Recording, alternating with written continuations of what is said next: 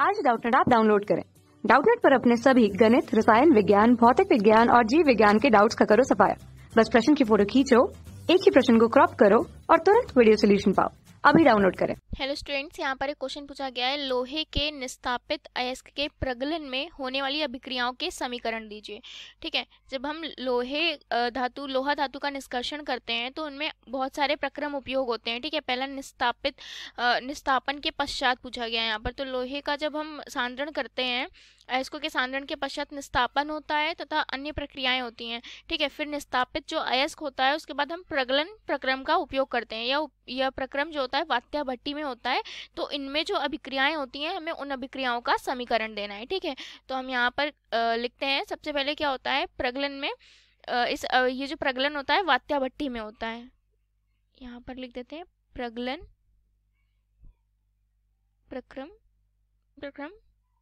वात्या भट्टी में होता है। ठीक है, अब इससे रिलेटेड जो समीकरण है, अभिक्रियाएं हैं, मैं उनका यहाँ पर दिखाती हूँ क्या क्या है।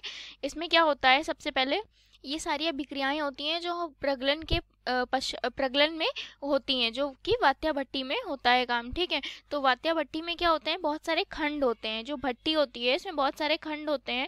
तो हर खंड का जो तापमान होता है, जैसे कि आपको दिख रहा होगा, ये अलग अलग तापमान पर अलग अलग अभिक्रियाएं हो रही हैं। तो जो अलग अलग तापमान पे अभिक्रियाएं होती हैं उनका खंड अलग अलग होता है इस भट्टी में। ठीक है, इस भट्टी में अलग अलग खंड पर ये अभिक्रियाएं होती हैं और इनमें क्या बनता है मैं आपको एक एक करके समझाती हूँ। सबसे पहले क्या होता है, Fe2O3 + 3CO 400 से 700 डिग्री सेल्सियस पर बनता है और हमें क्या मिलता है, आयरन मिलता है, जो कि कैसा होता है, ये स्पंजी आयरन होता है।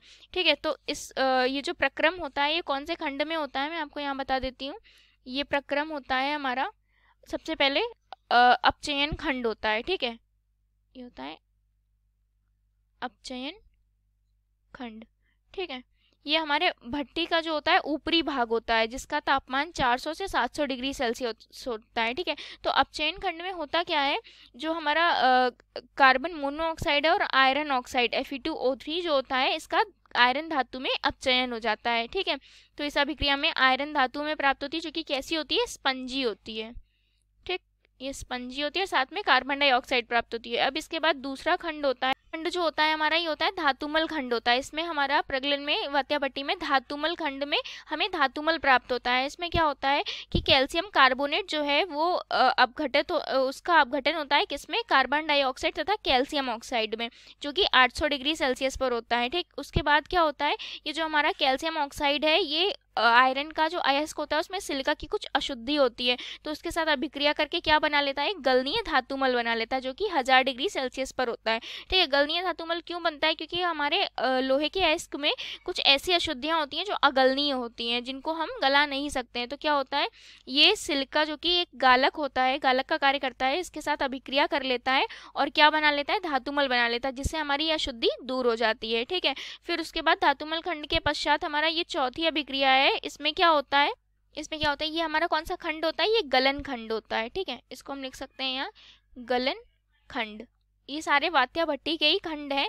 इसमें क्या हुआ, गलन खंड में इसमें हमें कच्चा लोहा प्राप्त होता है। इसमें क्या होता है, भट्टी का ये निचला भाग होता है जिसका ताप 1300 डिग्री सेल्सियस होता है। इससे हम जो आयरन धातु प्राप्त करते हैं वो कैसी धातु होती है, गलित धातु होती है, जिसे हम पिग आयरन भी कहते हैं, कच्चा लोहा कहते हैं। ठीक है, उसके बाद एक और अभिक्रिया होती है इसी प्रगलन में, सांद्रित अयस्क के बाद जो प्रगलन होता है, इसमें एक अभिक्रिया होती है जिसे हम कहते हैं दहन खंड में। जो हमारी दहन खंड में होती है उसमें क्या होता है, हमें कार्बन डाइऑक्साइड तथा कार्बन मोनोऑक्साइड गैस प्राप्त होता है। वो किस प्रकार होता है मैं आपको बता देती हूँ।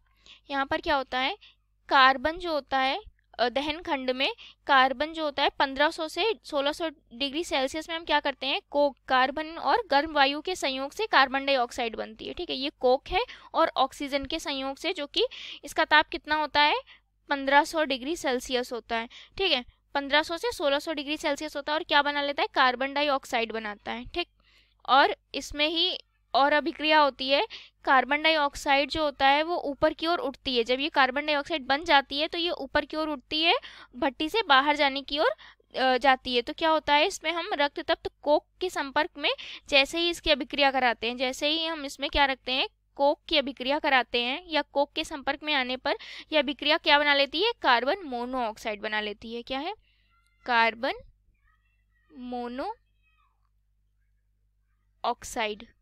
ठीक, ये जो क्रियाएं हो रही हैं दोनों, ये जो दोनों क्रियाएं हैं ये हमारी कौन से खंड में हो रही हैं, ये हमारे हो रही हैं, ये कौन सा खंड होता है, ये होता है दहन खंड। ठीक है, तो इस प्रकार हमारे प्रगलन में जितने भी खंड होते हैं वात्या भट्टी में, मैंने आपको यहाँ पर बता दिया है। लोहे के निस्तापित अयस्क में प्रगलन में जो अभिक्रियाएं होती हैं सारी हैं, और कौन से खंड में कौन सी अभिक्रियाएं होती हैं वात्या भट्टी में, मैंने आपको सारा यहाँ पर बता दिया। और इस प्रकार हमें क्या प्राप्त होता है, कच्चा लोहा प्राप्त होता है। ठीक है, तो आशा करती हूँ ये आंसर आपको समझ में आ गया होगा। Thank you. कक्षा 6 से 12वीं से लेकर नीट, IIT, JEE वो एडवांस के लेवल तक 1 करोड़ से ज्यादा छात्रों का भरोसा। आज ही डाउनलोड करें डाउटनेट ऐप या व्हाट्सएप करें अपने सारे डाउट्स 8400 400 400 पर।